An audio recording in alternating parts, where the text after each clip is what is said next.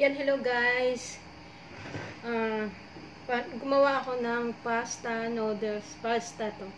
Pasta, pork pasta. And,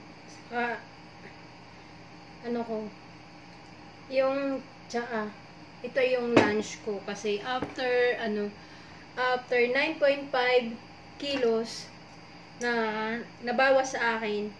Ayan guys, deserve ko naman kumain ngayon Sunday. Ayan guys.